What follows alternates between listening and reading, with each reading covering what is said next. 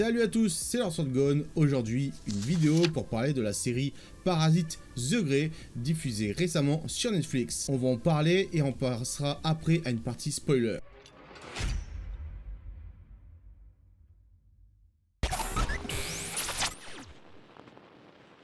Alors Parasite The Grey, c'est quoi?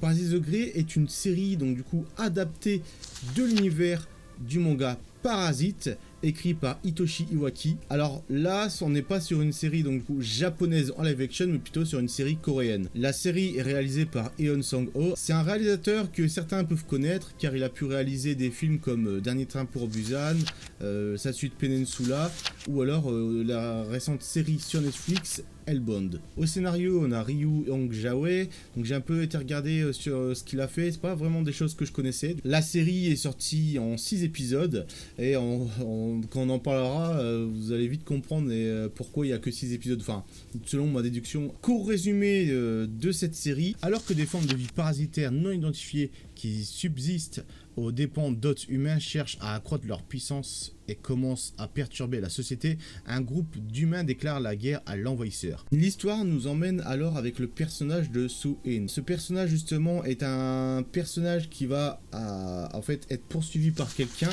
et alors qu'elle va être très blessée, Parasite justement qui va tomber sur terre va prendre possession de ce corps, mais malgré les blessures du personnage, le parasite va devoir alors faire en sorte de soigner cette personne pour rester en vie, et donc perdre une grande partie de sa capacité à pouvoir prendre le contrôle de son hôte. La série n'est pas une adaptation du manga lui-même, mais plutôt une série qui se veut être dans le même univers, voire potentiellement une suite, mais ça on en parlera plus tard. On a deux différences par rapport au Parasite dans le manga original, donc du coup plutôt la série animée, parce que moi j'ai regardé la série animée, j'ai pas lu le manga, donc je ne sais pas si vraiment il y a énormément de différences, mais on va dire que plutôt dans la série animée, Migi se manifestait plutôt dans la main de Izumi en fait. C'était plutôt au niveau de sa main qui pouvait arriver, avec sa bouche qui venait et ses yeux.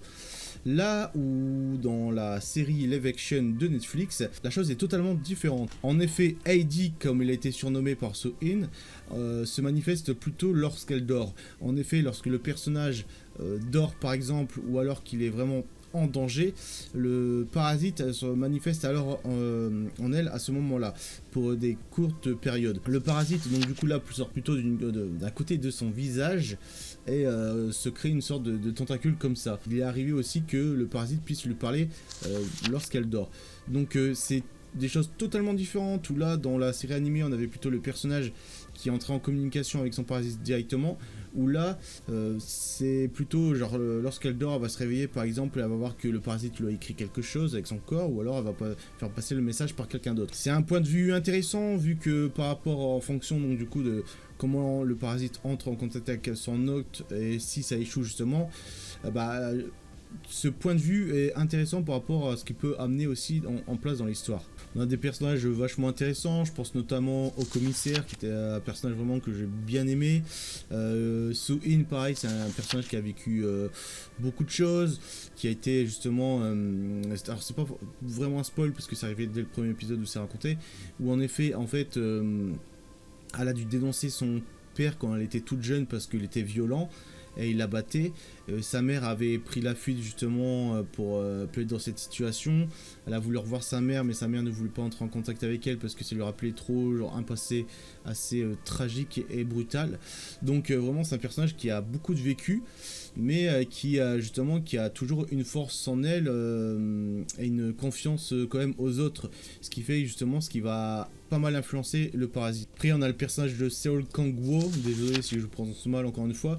Donc ce personnage là vraiment j'ai trouvé sympa, même peut-être un peu trop parfois, genre un peu dans l'excès de confiance, enfin dans l'excès de rage vraiment, mais personnage vraiment cool, dans le sens où vraiment lui aussi il a une part de tragédie tout le long de cette série, et vraiment à la fin on se dit il va arrêter d'en baver quand même ce personnage. Et c'est un personnage aussi qui a un vécu assez compliqué, qui traînait un peu dans les rues, qui faisait des conneries, etc. Donc vraiment genre c'est deux personnages assez complexes, et avec une certaine dose de tragédie, qui se retrouvent donc du coup à travailler ensemble et apprendre à se connaître. On a aussi le personnage de Kyung. Alors qui est la chef justement de l'unité Grey. Donc l'unité Grey est une unité justement qui pourchasse les parasites et puis qui par cela essaye justement de mettre fin à cette invasion. Alors c'est un personnage que j'ai eu du mal à apprécier, il y a eu des scènes où notamment un flashback dans le passé que j'ai bien aimé, mais c'est un personnage dès son entrée était très dans vraiment le spectacle et du coup c'est pas forcément le personnage que j'ai aimé le plus, mais que j'ai pu aimer à certains moments de l'histoire. Niveau effets spéciaux, vraiment genre il y a vraiment le paquet, les parasites ils sont vraiment bien faits, je veux dire les moments où justement les têtes se transforment en créatures et que vraiment il y a les trucs qui sortent et tout, c'est dégueulasse, c'est hyper propre. Je pense notamment à des scènes comme par exemple le scène du stade, elle était incroyable.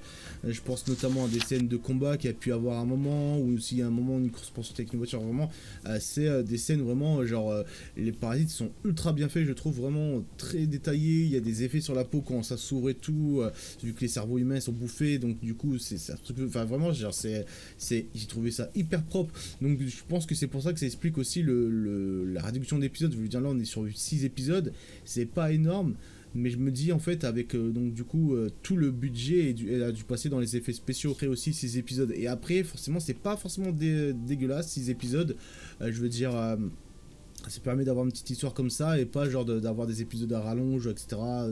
Qui n'apportent pas grand chose donc du coup à l'intrigue. Les effets spéciaux je les ai trouvés vachement convaincants, la photographie j'ai trouvé vraiment cool aussi, il y avait plein de trucs, genre des plans que j'ai beaucoup aimé, des couleurs, ça se passe beaucoup de nuit. Donc c'est super cool justement, parce que je trouve justement ça se met encore plus dans l'ambiance un peu tragique et parasite vraiment de ces créatures, et ça pourrait faire un peu le parallèle, vous voyez, avec les vampires qui agissent que la nuit, ce côté brutal et cruel. Donc non, vraiment, genre j'aime beaucoup justement tous les plans qu'il y a pu avoir la nuit. Niveau musique, vous me connaissez, j'aime beaucoup justement genre les bandes son des films ou des séries. J'ai pas trouvé de musique, il y a des musiques à un moment lors de scènes d'action, ça va, mais c'est pas non plus ce qu'il y a le plus incroyable. Même le générique, il m'a pas marqué. Après, enfin, bon, après ça c'est mon côté justement qui adore certains génériques de séries, qui aimerait avoir que chaque série a des génériques de malade, mais parfois genre un générique assez simple fait suffisamment le travail. Je n'ai pas trouvé ça non plus incroyable. Je veux dire, c'est pas le générique qui vous marque quoi. Par exemple, je veux dire, si vous faites un blind test ou autre, c'est pas le générique que vous vous dites ah putain ouais, c'est le générique de, et vraiment il est pas, c'est pas, genre, il est pas hyper mémorable quoi. Donc voilà, c'était un peu tout par rapport à ma partie vraiment où j'évoquais ça. Alors, donc l'histoire justement j'ai bien aimé parce que ça y a vraiment quelque chose qui se crée, il y a vraiment genre justement une course contre la montre quand même pour genre éviter justement certaines choses. Il y a des personnages qui vont évoluer, qui vont pas forcément partir dans le bon sens. Il y a vraiment genre des situations où ça devient compliqué. Et vraiment il y a de la tragédie un peu, je trouve, qui est assez brutale pour les personnages. J'ai beaucoup aimé justement du coup cette première saison de 6 épisodes. Et voilà, donc maintenant on va passer. Donc on va passer à la partie critique, on va passer à la partie spoil, parce que c'est là justement qu'il y a des trucs vachement cool que j'aimerais revenir là-dessus. Donc c'est parti, spoil. Les scènes de tragédie justement, pour revenir à Séoul Kango, c'est justement le personnage que je trouve qui est vachement intéressant là-dessus, c'est parce que vraiment il a des tragédies, mais vraiment genre le mec il bouffe du début à la fin. Alors comme vous avez pu voir justement, il s'inquiète, il trouve que sa sœur est bizarre, donc du coup il essaie d'avoir des réponses là-dessus.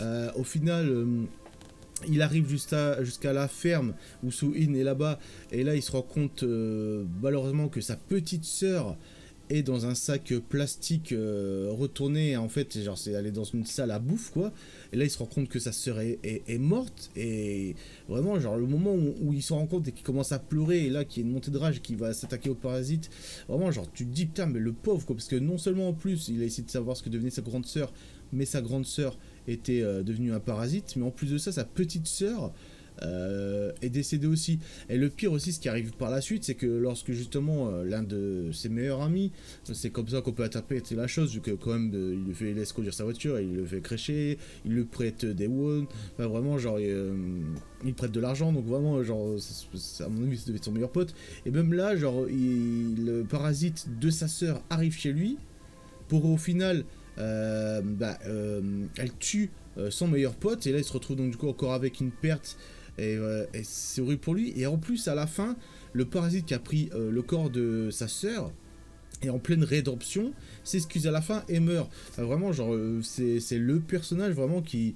T'as pas envie d'être dans son corps, tu veux pas vivre tout ce qu'il vit, parce que vraiment, genre, il mange à mort. Après, So-In, vraiment, a aussi eu beaucoup de tragédies, et même le commissaire qui a tout fait pour elle, elle l'a perdu aussi lors de cette saison. Donc vraiment, c'est deux personnages qui vivent énormément de tragédies, et c'est pour ça que l'évolution à la fin est plutôt cool, dans le sens où justement l'unité Grey leur propose justement un poste, lui qui a accepté, qui donc du coup maintenant c'est un peu rangé, il arrête les conneries, et qui est maintenant genre donc, du coup, dans une situation professionnelle plus stable. Et là où elle justement lui est proposé aussi le même poste, parce que c'est vrai que du coup par rapport à son parasite, c'est là aussi où ça peut être intéressant justement de entrer dans cette unité. Après il y a eu des passages que j'ai bien aimés, parce que justement ce côté l'humain qui est un peu qui trahit les siens avec les parasites, au début par peur, après justement par pouvoir, car par envie de pouvoir et à pas du gain aussi. Donc vraiment c'était cool. En plus genre le fait que Kyung justement aussi utilise son mari qui est décédé avec un truc là sur la tête, et puis pour localiser les parasites, tu te sens qu'elle est prête à tout par rapport à ce qui s'est passé, ce qu'elle a vécu. La scène flashback justement où elle voit son mari qui l'attaque, c'était vachement cool d'ailleurs. Vraiment c'est une scène où j'ai bien aimé, parce qu'on avait une autre facette du personnage. Bon, c'est comme du personnage qui dès le début savait ce qu'elle faisait, alors on sait pas trop son passé, enfin à moins que j'ai loupé, mais genre elle a pas trop raconté ce qu'elle faisait avant tout ça, parce que là vraiment genre au final la femme elle gère super bien la situation, ce qui se passe au moment où le parasite son mari en parasite attaque. Et c'est là justement où le truc le plus incroyable justement vient à la fin. Et là vraiment c'était hyper cool, l'ultime scène qui permet d'introduire Shinichi Izumi. Alors vraiment celui-là, quand j'ai vu la scène, comment ça s'est fini, que j'ai entendu ouais il est là, enfin quelqu'un est là, il s'y connaît en parasite, il vient du Japon, je me suis dit ils vont pas le mettre. Ils vont le mettre ou ils vont pas le mettre. Là donc du coup on voit son visage, et là j'étais en mode je sais pas trop, parce que là c'est du live action, donc du coup forcément ça change l'animé. Et là il tend sa main et t'as le plan vraiment là sur la main vraiment, et là tu te dis vas-y, ils insistent trop sur le plan. Enfin, puis après bon il y a aussi le prénom et tout, mais je veux dire enfin il y a tout ça qui joue, et tu te dis putain merde quoi, ouais genre vraiment trop stylé. Donc du coup c'est encore plus connecté, et c'est là ce que je voulais vous dire tout à l'heure, c'est que vraiment c'est non seulement ça se passe dans le même univers, mais en plus on peut dire que c'est une suite par rapport à Parasite, pour mettre du nom en animé. Donc c'est ça qui est cool, et en plus on peut se dire qu'est-ce qui va se passer par la suite. Est-ce qu'ils vont partir justement en voyage à travers le globe, parce que là c'était vraiment centré sur une partie de la Corée. On sait par rapport à un moment justement genre un topo avec le reste de la police et etc, qui avait plusieurs parasites dans le monde entier. Donc est-ce que ça pourrait partir de la Corée, peut-être retourner au Japon, ou alors aller dans d'autres pays justement par rapport à tout ça pour lutter contre les parasites. Donc ça peut être vachement cool. Je me dis cette personne qui va venir avec une expérience par rapport aux parasites, qui pourrait aider aussi justement le personnage principal qui a son parasite. Je pense que la saison 2 pourrait être vachement intéressante pour tout ça. Surtout qu'en plus dans l'œuvre originale il était adolescent, là il est beaucoup plus grand, donc vraiment c'est là qu'on se dit ouais ça se passe vraiment après. Donc voilà, c'était tout pour cette vidéo. N'hésite pas à me dire ce que tu en as pensé en commentaire de cette série. Est-ce que tu aimes bien? Est-ce que genre justement tu penses que c'est un peu trop déconnecté de l'œuvre originelle? Donc n'hésite pas à me dire ça en commentaire. Si c'est toujours pas fait, n'hésite pas à activer la cloche pour être au courant de mes dernières vidéos. N'hésite pas aussi également à t'abonner à ma chaîne YouTube, ça fera toujours plaisir. N'hésite pas aussi également à venir me suivre sur Instagram ou rejoindre mon compte Discord. Tout est dans les liens dans la description. Et surtout, je te dis une bonne journée ou une bonne soirée. C'était Lord. Tchuss.